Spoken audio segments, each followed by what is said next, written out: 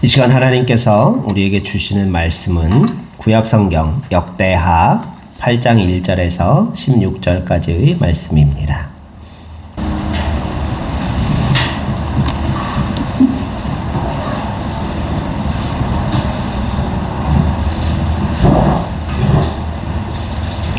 봉독해 드리겠습니다.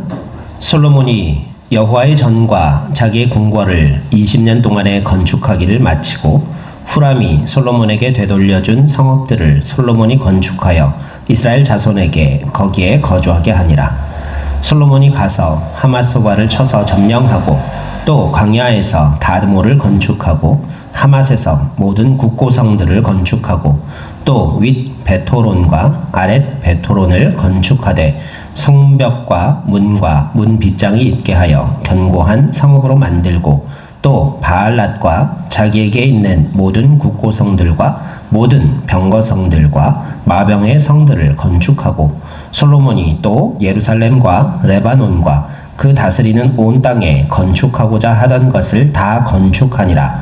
이스라엘이 아닌 헷 족속과 아모리 족속과 브리스 족속과 히위 족속과 여부스 족속의 남아있는 모든 자 곧 이스라엘 자손이 다 멸하지 않았으므로 그 땅에 남아있는 그들의 자손들을 솔로몬이 역군으로 삼아 오늘에 이르렀으되 오직 이스라엘 자손은 솔로몬이 노예로 삼아 일을 시키지 아니하였으니 그들은 군사와 지휘관의 우두머리들과 그의 병거와 마병의 지휘관들이 됨이라. 솔로몬 왕의 공장을 감독하는 자들이 250명이라. 그들이 백성을 다스렸더라. 솔로몬이 바로의 딸을 데리고 다윗 성에서부터 그를 위하여 건축한 왕궁에 이르러 이르되 내 아내가 이스라엘 왕 다윗의 왕궁에 살지 못하리니 이는 여호와의 궤가 이른 곳은 다 거룩함이니라 하였더라. 솔로몬이 낭실 앞에 쌓은 여호와의 제단 위에 여호와께 번제를 드리되 모세의 명령을 따라 매일의 일과대로 안식일과 초하루와 정한 절기 곧 1년의 세 절기 무교절과 칠칠절과 초막절에 드렸더라. 솔로몬이 또 그의 아버지 다윗의 규례를 따라 제사장들의 반열을 정하여 섬기게 하고 레위 사람들에게도 그 직분을 맡겨 매일의 일과대로 찬송하며 제사장들 앞에서 수종 들게 하며 또 문지기들에게 그 반열을 따라 각 문을 지키게 하였으니 이는 하나님의 사람 다윗이 전에 이렇게 명령하였습니다. 제사장들과 레위 사람들이 국고 일에든지 무슨 일에든지 왕이 명령한 바를 전혀 어기지 아니하였더라.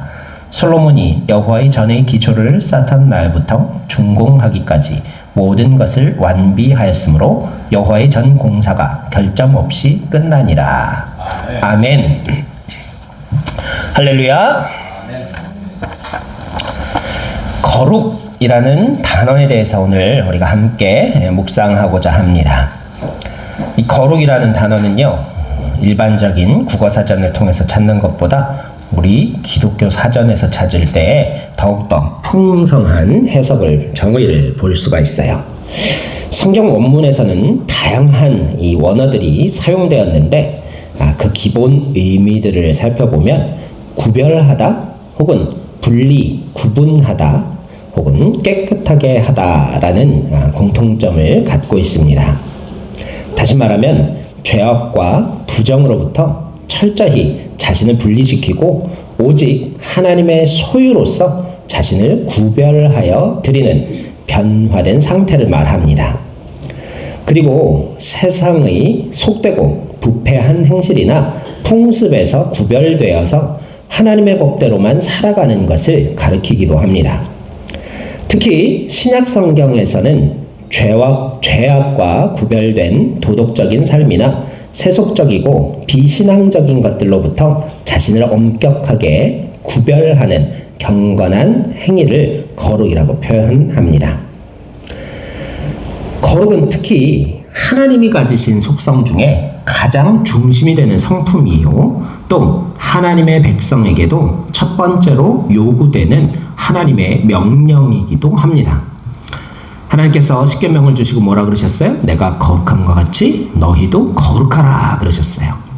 그리고 성전과 또 성전에서 사용하는 여러 가지 성물, 하나님 앞에 드려지는 제사, 그리고 제사 드리는 절기, 하나님의 백성인 우리 성도들까지도 거룩하신 하나님과 관련된 모든 것들 역시 지극히 거룩하여야만 한다는 사실을 우리가 기억하며 오늘 말씀을 묵상할 수 있기를 소망합니다. 첫 번째로 거룩의 정의 중에 구별하다라는 의미가 있다고 했죠. 여러분, 뭐 구별해 보신 적 있으세요? 처제가 요번에 고구마를 우리 집에 주면서 자루에서 고르는 걸 봐서 구별하는 걸 봤어요. 길고 좋은 거는 다 구별해 갖고 우리 주더라고요. 작은 게 먹기 더 편해서 긴 거 줬나? 긴 아주 큼지막하고 탐스러운 고구마들을 구별해 가지고 언니 집에 다 주는 걸 보고 마음이 예쁘다 그렇게 생각을 했죠. 이 구별하다라는 게 뭐예요? 목적에 맞게 성질이나 종류에 따라 갈라놓는다라는 뜻을 가지고 있습니다. 자, 우리 성도들도 구별되어야 돼요. 어떻게? 하나님의 소유된 백성. 세상 백성이 아니라 하나님의 것, 하나님의 소유된 백성으로 구별해야 돼. 그 목적에 맞게 성질이나 종류에 따라 갈라놓을 때 하나님의 소유된 백성으로 구별되어야 됨을 믿습니다. 자, 어떤 특징이 있을까요? 세상 사람들, 하나님의 소유된 백성과 어떤 차이가 있을까요? 첫째로, 무엇을 주인으로 삼는가? 나는 내가 주인이야. 나는 내 주먹만 믿어. 그런 사람들도 많이 있었죠. 나는 내 능력만, 내 지혜만 믿어. 그렇게 이야기하는 사람들도 많이 있습니다. 이처럼 사람은요, 자기 자신이 주인이 됐든 혹은 자신이 의지하는 능력을 의지하던 무언가를 주인 삼고 살아가는 노예와 같은 존재임을 우리는 잊지 않을 수 있기를 소망합니다. 하지만 하나님의 소유된 백성으로서 구별되어진다는 것은 무엇을 뜻합니까? 오직 하나님만을 우리의 주인으로 삼는다는 것을 기억하시기를 간절히 소망합니다. 성경에 또 무슨 말씀이 있어요? 사람이 두 주인을 섬길 수 없나니 하나님과 재물을 겸하여 섬길 수 없다라고 우리에게 말씀해 주셨죠.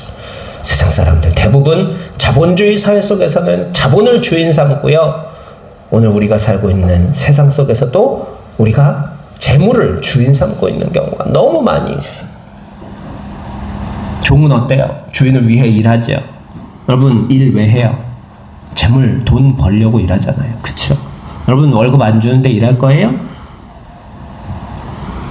이 중에 월급 안 줘도 일할 사람이 있어요. 누굴까요? 월급 안 줘도 일할 사람이 있어요. 배승호 집사님. 돈도 안 줬는데 우리 집에 블라인드 쳐주고 돈도 안 주는데 사진 촬영해서 편집해갖고 올려주고. 이거 월급 받아야 되는 일이거든요, 원래. 공부하고 있는 그건 너 위해서 하는 거잖아. 또 한 명 있어요. 누구예요? 허경숙 전도사님. 화분에 물 주죠. 교회 청소하죠. 월급도 안 주는데. 전도사님 월급도 못 줘요, 우리 교회에서는. 담임 목사는 그래도 줘요. 돈 안 줘도 일하실 분들 많으시죠, 이 자리에? 네. 물 주는 거 원래 형님이 맡는 일이셨죠.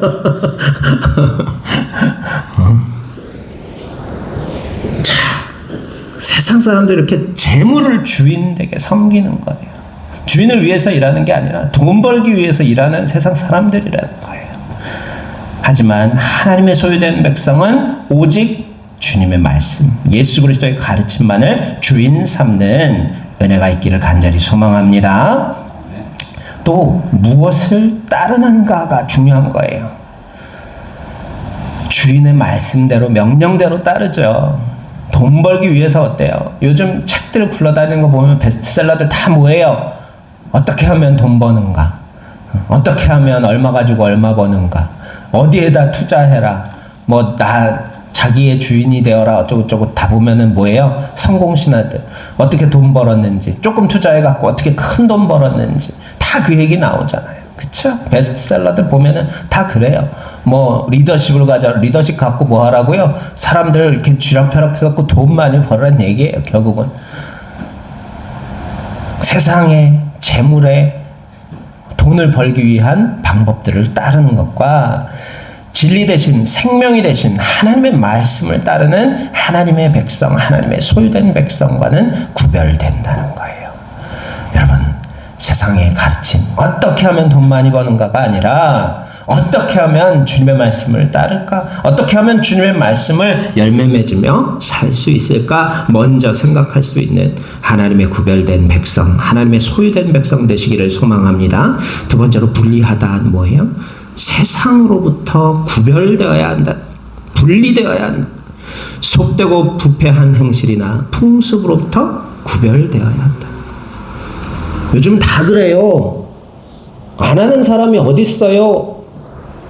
제 친구들 다 해외여행 갔어요. 주말마다 놀러 간대요. 여행 간대요. 우리 집은 왜 여행 한 번도 안 가요? 그런 누구가 있어요? 세상이, 예? 세상으로부터 구별된 사람. 우리 가족은 이렇게 아침부터 예배드려요. 모여서. 이게 얼마나 행복한 건지 너무 행복해요.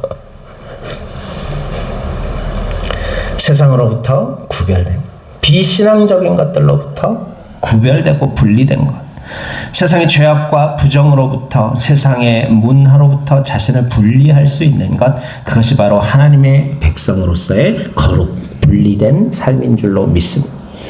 죄악으로, 세상의 풍습으로부터 구별되는, 분리하는 저와 여러분 되시기를 간절히 소망합니다. 또한 세 번째로 거룩은 무슨 뜻이 있다고요? 깨끗게 하다라는 뜻이 있어요. 여러분, 깨끗한 상태는 뭐예요? 깨끗한 상태요. 네, 깨끗하다. 무슨 뜻이에요? 그냥 깨끗하다고밖에 생각이 안 나요? 네. 자, 만들어진 본래 모습. 그렇죠. 여러분, 새 물건은 어때요? 깨끗하죠. 티 하나 없죠. 이 사진을 영상 잘 찍으려고 새 폰으로 바꿨는데요. 깨끗하죠. 벌써 바닥에다가 카메라 긁었다 그러지만 깨끗해요. 오늘 준엽이도 새로 산 폰이 깨끗해요. 그렇죠. 새 마스크는 깨끗해요. 오래 쓴 마스크, 특히 여자들이 쓴 마스크는 화장이 묻어 있어요. 새 마스크는 하얗고 깨끗하죠. 깨끗한 건 만들어진 본래대로의 모습. 사람이 깨끗하다는 건 뭘까요? 하나님이 창조하신 그 본래의 모습대로 유지되어 있는 것이 깨끗한 사람이라는 거예요. 하나님 사람 어떻게 창조하셨어요? 아담과 하와 어땠어요? 하나님과 교제하는, 에덴 동산에서 하나님 말씀대로 순종하는 삶을 살았던 게 처음에 하나님이 만드신 사람의 깨끗한 모습이죠. 하나님과 교제하고 하나님의 명령을 어기지 않는, 순종하는 깨끗한 모습으로 살아가는 것, 오리지널, 만들어진 그대로의 모습이 바로 깨끗한 상태이고 하나님의 소유된 백성으로서의 거룩한 상태임을 깨닫는 은혜가 있기를 소망합니다. 하지만 우리는 아담의 죄악으로부터 원죄로 더럽혀졌기 때문에 예수 그리스도의 보혈로 씻음이 없이는 이 깨끗함을 다시 회복할 수가 없다는 거예요.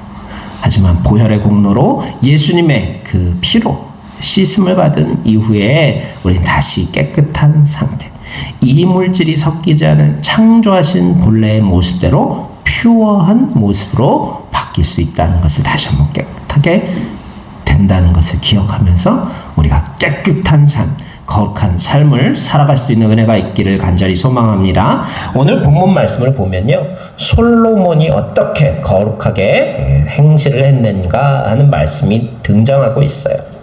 솔로몬은요, 물론 후기에는 하나님 앞에 죄를 범하기도 했어요. 하지만 솔로몬은 초기에 아버지 다윗의 뜻을 이어받아서 완벽한 그러한 일들을 행했던 그러한 왕이었어요. 하나님을 주인 삼아 말씀대로 순종하였던 그러한 왕이었습니다. 주님의 소유된 백성으로서 의무를 철저히 행했던 왕이었음을 우리는 볼 수 있어요. 오늘 본문을 보니까요, 솔로몬이 어떻게 했다 그랬어요? 왕궁과 하나님의 성전을 다 짓고 찬양과 제사를 말씀의 명령대로 다 행했다는 것. 또 3번, 1년에 3번 있는 절기에 성회로 모든 백성들을 모이도록 했고요. 또한 정책을 펼칠 때 어떻게 했어요? 약자를 보호하는 정의와 공의로 통치했다라고 성경은 기록하고 있어요. 그뿐만 아니라 솔로몬은 어땠어요? 이방 민족들과 이스라엘 백성들을 철저히 구별했다라고 기록되어 있죠. 이방인들만 역군으로 노예로 삼아 사용하였고요. 이스라엘 자손은 군 지휘관, 다른 지휘관들로만 삼았다라고 기록되어 있어요. 하나님의 백성과 이방 민족들을 철저히 구별한 그러한 왕이었습니다. 11절에는 바로의 딸의 이야기가 나오죠. 이 당시에 솔로몬이 주변 나라들과 평화를 유지하기 위해서요, 어떻게 했을까요? 정략 결혼을 엄청나게 많이 했어요. 그 중에서 이스라엘 주변의 강대국 중에서 가장 강력했던 나라가 어디예요? 바로 애국, 이집트였다는 거예요. 이집트랑도 정략 결혼을 할 정도. 바로의 딸을 부인으로 데리고 왔을 정도면 어땠어요? 힘이 강한 나라였다는 거예요. 이집트랑 맞먹는 나라였다는 거죠. 바로의 딸을 처로 아내로 데리고 와서 살게 했는데 아버지 다윗이 지었던 왕궁에 살지 못하게 했어요. 그 이유가 뭐라고요? 성전이 지어지기 전에 다윗이 하나님의 궤를 자신의 왕궁에다 임시로 모셔놨었기 때문이에요.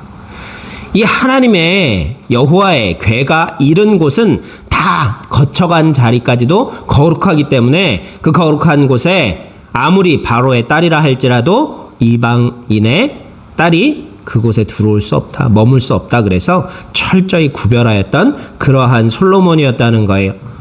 그런데 나중엔 어떻게 됐어요? 많은 후궁과 후처들이 있었죠. 정략 결혼을 통해서 후궁과 후처들이 있었는데 그 여인들이 어떻게 했을까요? 고향이 그립다고 맨날 우는 소리 하면서 자기 고향에서 섬기던 우상들을 솔로몬의 왕궁에 가지고 들어오기 시작한 거예요. 그래서 철저히 거룩해야 할 장소들이 이방의 우상 신상들로 더럽혀지기 시작했고, 또 그녀들이 그 우상을 그냥 갖다만 놓은 것이 아니라 거기다가 제사도 드렸다는 거예요. 오늘날 우리 추석 때 그냥 여러 가지 놀이들 하고 그러잖아요. 전통 놀이들 하고 그러잖아요. 그런데 옛날에는 어땠어요? 다 종교적인 그러한 일들하고 연관되어 있었어요. 우리가 윷놀이도 재밌게 하고 제기차기도 하지만요, 다른 나라의 옛날에는 그것들이 다 종교적 재전하고 연관이 되어 있었다는 거예요. 그래서 무슨 하찮은 놀이 그런 것까지도 종교적인 어떤 우상을 섬기는 그러한 행사로서의 역할을 감당했던 시대였다는 거예요. 이방 여인들이 우상만 가져다 놓은 것이 아니라 자기 고향에서 하던 놀이가 그립고 고향에서 드리던 예배가 그리웠어. 우리 어머니도 남성교회를 많이 그리워하십니다. 반평생 넘게 남성교회에서 개척 때부터 지금 뭐 몇천 명 되는 그 큰 교회에 개척 때부터 목사님하고 같이 보육원 조그만한 그 목사님 사택에서 예배드리던 그 기억을 하시면서 여기 이렇게 우리가 적은 인원이 모여서 예배드리니까 그때 생각이 나신다 그러시면서 그 교회를 그리워하시고 평생 섬긴 그 교회가 얼마나 그리우시겠어요. 교회니까 하나님 섬기니까 문제가 안 됐는데 어머니 어떤 절을 개척했다고 생각해 보세요. 그 불당에서 연보를 하던 생각이 목탁 소리가 그리우면 어떡할 거예요. 근데 솔로몬이 그랬다는 거예요. 솔로몬의 그 많았던 후궁 후처들이 고향을 그리워하는 마음으로 자기 고향에서 섬기던 우상들을 가지고 와가지고 거기서 우상을 섬기는 그러한 일들까지 솔로몬이 그냥 허용해줘 버렸어. 이 일에까지 단호했어야 돼. 바로의 딸조차도 하나님의 괴가 잠시 머물렀던 다윗 궁에는 내가 머물지 못하리라 하고 단호히 거절했던 솔로몬의 그 하나님을 향한 순결한 마음이 그때도 유지되었어야만 했건만, 이제 나이 먹고 후궁 후처들도 이제 어느 정도 나이 먹을 만큼 먹었을 거 아니에요. 고향이 그립다 그러니까 그냥 모른 척하고 내버려 둔 게 하나님으로부터 버림받는 그런 무서운 일을 낳게 되었죠. 하지만 솔로몬 초기에는 이렇게 하나님만을 철저히 섬기는 단호한 왕이었음을, 거룩하게 그 백성뿐만 아니라 자기 주변에 있는 모든 일들도 거룩하게 행했던 그러한 왕이었음을 기억하시기를 소망합니다. 우리 삶에 있어서요, 이 하나님의 백성으로서의 거룩함을 대적하는 것들이 크게 4가지가 있어요. 첫 번째는 뭘까요? 탐욕이에요. 바로 돈을 사랑함이 일만하게 뿌리다라고 말씀하셨던 것과 같이 이 탐욕이, 땅의 보화를 향한 탐욕이 하나님의 백성으로서의 거룩을 대적하고 훼손하게 된다는 것을 깨달으시기를 소망합니다. 눈에 보이는 번영과 물질적인 풍요 역시 탐욕적인 마음을 갖게 하고 하나님의 백성으로부터의 거룩함을 앗아가는, 대적하는 일임을, 죄악임을 깨닫기를 소망합니다. 가나안 백성들이요, 가나안 땅을 정복하고 나서 어때요? 광야에서 40년 동안 방황하다가 그 험한 정복 전쟁도 다 이기고 이제 가나안 땅에 정착했다는 거예요. 그때까지 애굽에 정착해서까지 어땠어요? 이스라엘 백성들은 목축 생활을 했었죠. 짐승을 키우는 삶. 그래서 농사를 짓지 않고 풀이 나는 곳을 짐승 몰고서 돌아다니는, 떠도는 유목민 삶을 했었다는 거예요.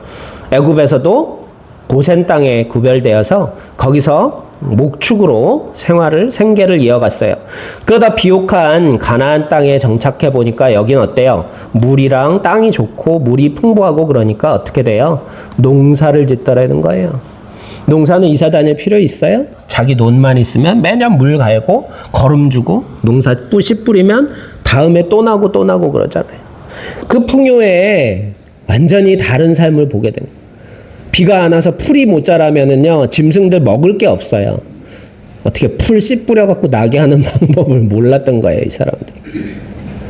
그런데 가나안 땅에 정착하니까요, 어때요? 농경사회의 풍요로움에 젖어가지고 그 땅의 정착민들이 섬기는 풍요의 우상들을 섬기기 시작했다는 거예요. 눈이 돌아간 거예요. 그 척박한 땅에서 풀 나는 곳만 쫓아다니던 그 유목민들이 이 농경사회의 풍요를 바라보자 거기에 홀딱 넘어가 버렸다는 거죠. 다 뭐예요? 탐욕이죠. 하나님의 백성으로서의 거룩함을 잃어버리기 시작했어요. 하나님께서 그토록 미워하시는 우상들을 섬기기 시작했어요.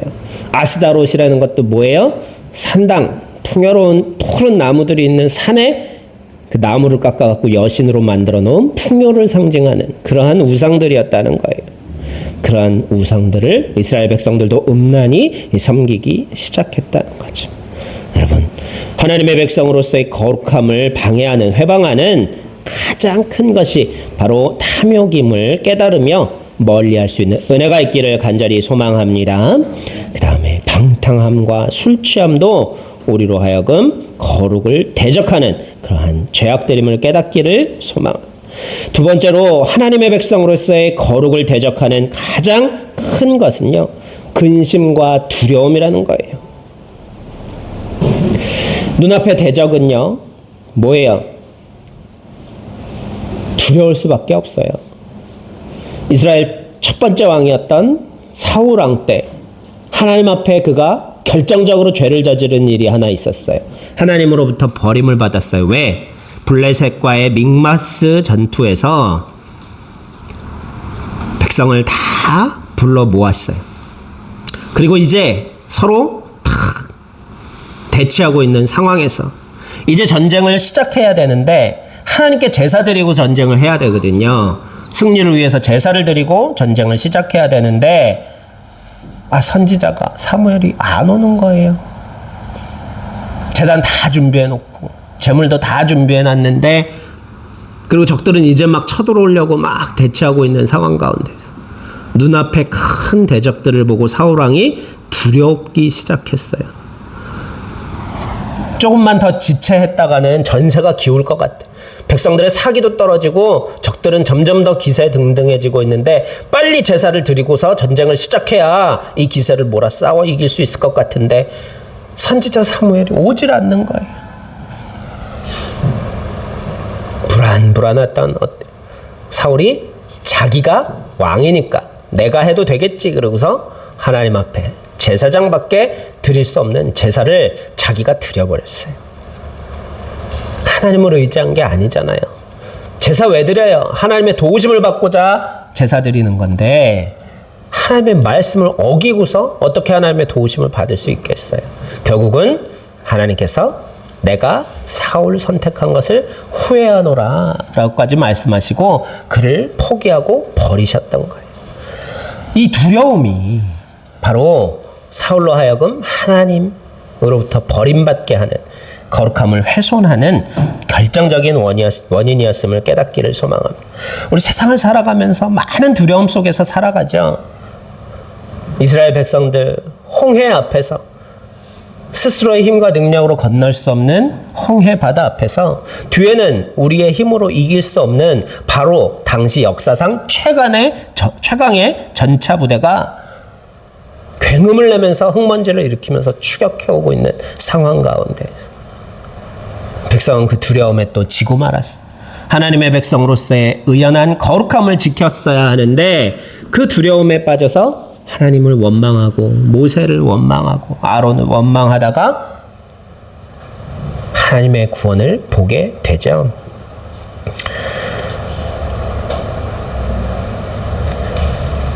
두려운 일들이 참 많이 있어요. 살아가면서.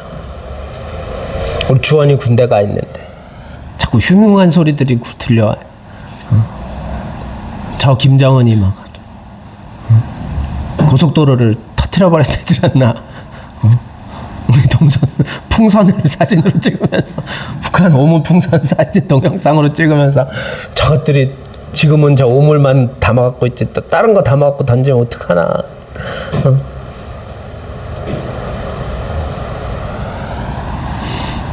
많은 두려움 속에서 우리는 살아가고 있어. 우리 준영이가 횡단보도 좌우를 잘 살피면서 건널 줄 알았는데 이 신호가 바뀌어가고 숫자가 막 줄어들어가니까 그냥 애가 그냥 가방을 등에 메고서는 가방을 털렁털렁거리면서 좌우를 살피기는 신호봐 숫자 보느라고 신호 바뀌기 전에 뛰어가려고. 절대 그러면 안 됩니다. 근심과 두려움 우리 누구에게나 있다는 것을 인정하면서, 그러나 이걸 완전히 사라지게 할 수는 없어요. 용감한 사람은요, 두려움을 느끼지 않는 사람이 아니라는 거예요. 두렵지만 그곳에 뛰어들 수 있는 사람이라는 거예요. 마찬가지입니다. 우리도 근심하지 않을 수 없고요, 두려워하지 않을 수 없어요. 사람이기 때문에. 하지만 하나님을 믿는 믿음으로 담대해져서 그 두려움을 이길 수 있는 것, 그 근심을 기도로 말씀으로 이겨낼 수 있는 것, 그것이 바로 그리스도인의 거룩이며 구별된 삶인 줄로 믿습니다. 세 번째로 우리의 거룩함을 훼손하는 가장 큰 죄악 가운데 하나가 뭔 줄 아세요? 교만이라 그랬어요. 하나님께서 가장 미워하시는 죄악 가운데 하나가 바로 자기 의를 자랑하는 게 바로 교만이라는 거예요. 하나님의 공의와 은혜보다 나의 의가 앞설 때 하나님께서는 그것을 결코 기뻐하시지 않으신다는 거예요. 나 스스로 빛나서 하나님께 영광을 돌리겠다는 것은 잘못된 생각이에요. 우리 스스로는 결코 빛날 수 없는 존재예요. 여러분, 깊은 밤에 달빛이 얼마나 밝은지 아시죠? 도시에는요, 요즘 조명이 너무 많아서 달빛에 의지해야 될 일이 거의 없어요. 하지만 해남에 있을 때만 해도 가로등이 없는 새벽에 우리 교회 본당에 십자가 빨간불 외에는 다른 게 없었어요, 주변에. 거기는 가로등도 저 멀리 떨어져 있어가지고, 그리고 또 날파리와 벌레들이 너무 많이 날라와서 사택 앞에 있는 노란 가로등은 꺼놓고서 우리가 새벽 예배 드리곤 했었는데요. 그림자가 생겨요. 보면은 뭐예요? 달빛에 그림자가 생기더라는 거예요. 그리고 야간에 산행에 보면요, 구름 낀 날은요 아무것도 안 보여요. 이 헤드라이터 켜지 않으면은요 아무것도 안 보여요. 그런데 달이 밝은 날은요 그림자가 생길 정도로 다 보여요. 길이 보이고 바위가 보이고 나무가 보입니다. 그런데 그렇게 밝은 달빛도 어때요? 결국 스스로 빛나는 게 아니라는 거죠. 태양빛을 받아서 빛나는 거예요. 우리 그리스도인들은 그렇습니다. 우리 스스로의 의로움으로 빛날 수 없는 존재, 세상의 빛과 소금으로서의 역할을 감당할 수 없다는 거예요. 하나님께서 우리에게 빛을 비춰주실 때, 우리가 온전히 하나님을 향할 때 그 빛을 받아서 우리도 빛날 수 있다는 것을 깨닫는 은혜가 있기를 소망합니다. 그럴 때 우리는 교만을 벗어버리고 세상과 구별된 거룩한 하나님의 빛을 받아 빛나는 존재가 될 수 있을 줄로 믿습니다. 마지막으로 거룩을 대적하였다는 것은요, 인정이에요. 어떤 거냐면요, 인정머리 없다 그러잖아요. 그때 말하는 인정. 이 말씀에 따라서요, 이스라엘 백성들은요 가나안 땅에 거주하였던 이방인들을 완전히 진멸해, 어린아이와 여자들까지도 남겨두지 않고 싹 다 죽였어야 했다는 거예요. 잔혹하지만 하나님께서 그 백성의 순수함을 유지하기 위하여 원하셨던 일이라는 거예요. 이것을 헤렘이라 그러는데요. 하지만요, 인정 때문에 그러지 못했어요. 솔로몬의 정략 결혼도 어때요? 인정 때문에 일어난 거고요. 그리고 그 후궁들이 우상을 가지고 들어오게 내버려둔 것도 어때요? 인정 때문에 그랬다는 거예요. 인정이라는 건요, 하나님의 능력과 은혜보다 나 자신의 지혜를 의지하고 나 자신의 능력을 의지할 때 그때 범할 수 있는 죄악 가운데 하나란, 인정머리 없는 사람이 되라는 뜻이 아니라는 거예요. 그러나 거룩함을 훼손하는 인정, 그냥 허용하는 것, 타협하는 것, 그러한 인정은 하나님께서 원하시는 인정이 아니라, 그럴 수도 있지, 죄악을 용납해서는 안 된다는 거예요. 한 번쯤은 괜찮겠지, 사람 사는 게 그렇지, 그런 인정도 거룩의 대적이 된다는 것을 깨달으면서 철저히 하나님 중심으로 거룩한 삶을 살아갈 수 있는 저 여러분 모두가 되시기를 간절히 소망합니다. 그렇게 살아갈 때 우리가 하나님의 명령에 순종하여 하나님의 거룩하심을 닮아 세상에 거룩을 전하기에 부족함 없는 온전한 당신의 백성들이 될 수 있다는 것을 깨달으면서 하나님의 소유된 백성, 거룩함으로 구별되고 분리되고 깨끗한 삶을 살아가는 저 여러분 모두가 되시기를 간절히 소망합니다. 기도드리겠습니다.